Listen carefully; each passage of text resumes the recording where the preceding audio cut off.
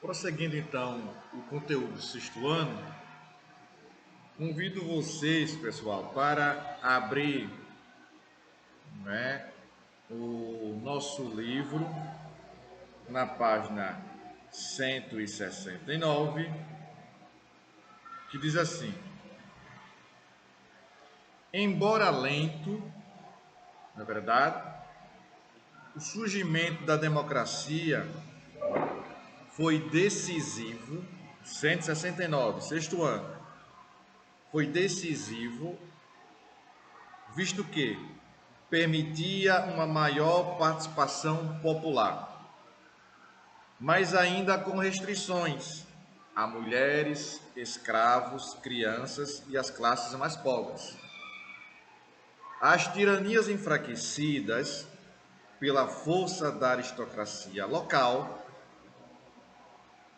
foram derrubadas, exceto em Esparta e em Tessália. Nessas duas cidades, as tiranias permaneceram. O poder dos reis ficou em segundo plano, e aqueles que resolvessem enfrentar a aristocracia eram castigados com o ostracismo. O que é ostracismo? Vamos observar aí. É uma punição. Vamos ver que tipo de punição é essa mais detalhada. Punição bastante usada em Atenas, em que a pessoa era banida da região e mandada a um local distante, sem poder retornar. Não é verdade? A sua terra, não podia voltar à terra durante 10 anos. A pessoa era expulsa, vamos dizer assim, né? Vocabulário mais expulsa, e só poderia voltar, retornar após 10 anos dessa punição. Então, o ostracismo significa isso. Os aristocratas, percebam que esse nome aristocratas aí tem a ver com uma classe social muito forte economicamente e politicamente também. Os aristocratas, temendo mais levantes populares, introduziram um sistema democrático, em que as decisões políticas eram debatidas nas assembleias entre os eleitores. Só poderiam participar dessas assembleias quem eram os eleitores. Quem eram esses eleitores? Eram os cidadãos, não é, que poderiam votar e serem votados. Além de introduzir a democracia como sistema político, a aristocracia tomou várias medidas visando conter a insatisfação popular. Então, observamos aqui, a aristocracia que estava no poder percebeu que a população estava insatisfeita e vai tomar medidas para que essa insatisfação não aumente. O que é que diz aqui? Satisfação popular. Incentivou, vamos ver essas medidas, entre elas. Observa aí, isso, muito bem, 169. Incentivou a expansão territorial para colonizar outras terras e proporcionar uma maior área de cultivo. Outra medida, movimentou ainda mais o comércio, pois com o maior número de terras a produção cresceria. Ponto. Dessa forma, aumentou-se a produção de vinhos e azeite, fortalecendo a economia interna. A outra medida, com o maior número de terras produtivas na Grécia, necessitava-se que a mão de obra acompanhasse esse crescimento. Assim, o escravismo passou a ser usado geralmente com prisioneiros de guerra. E o que são esses prisioneiros de guerra? Já mencionei com vocês e volto a falar agora. O exército A entra em conflito com o exército B, o exército B perdeu e esse exército B se transforma em prisioneiro ou escravo de guerra. Tá bom? Vamos lá.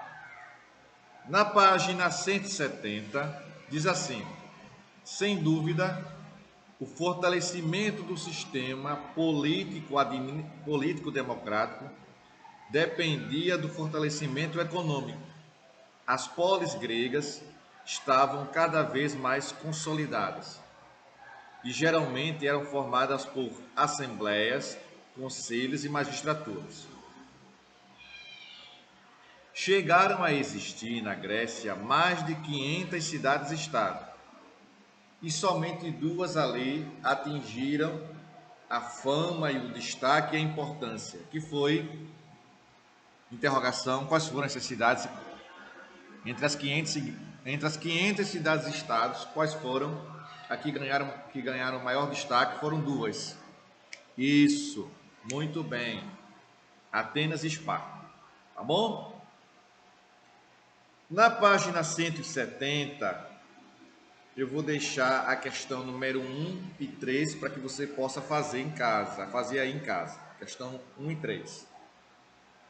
Vou fazer a questão de número 2, que diz assim: o que foram as polis e como se organizavam? Resposta: as polis eram cidades-estado, vírgula, com autonomia administrativa, leis e costumes próprios. Ponto. Tinham uma estrutura bem definida.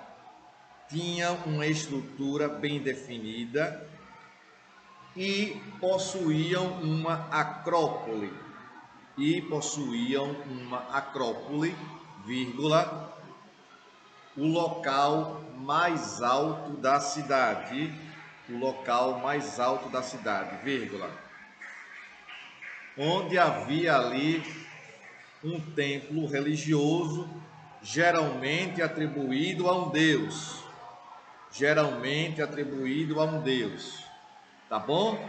Essa é a resposta da questão número 2. Na página 170.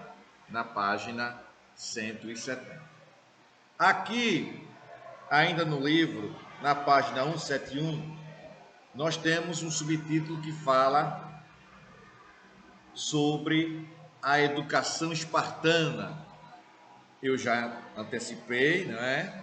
Mencionei aqui com vocês que Esparta possuía uma característica educacional muito rígida e voltada para o militarismo. O jovenzinho o menino logo entrava no exército espartano. Não é verdade? Já salientei isso. Tá bom? Esparta e sua educação voltada para a guerra. Esse é o subtítulo. Diz assim: a cidade-estado de Esparta foi uma das que mais se destacaram na Grécia Antiga, não por uma organização baseada na democracia, mas em função de suas estruturas voltadas para o militarismo, não é? Que era diferentemente da cidade de Atenas, que dava grande importância à cultura, vírgula, os espartanos investiam na formação militar para toda a população que apresentasse condições físicas apropriadas. Ou seja, a pessoa teria que ter, o jovenzinho lá, o menino, teria que ter saúde perfeita para entrar no exército espartano, não é verdade? E ele vai entrar a partir dos 7 anos e a partir de 12 está em outro estágio, que vai ficar até os 18 anos. Chegou aos 18 anos, o menino está pronto, preparado para ingressar no exército espartano. Tá bom? Então, com isso,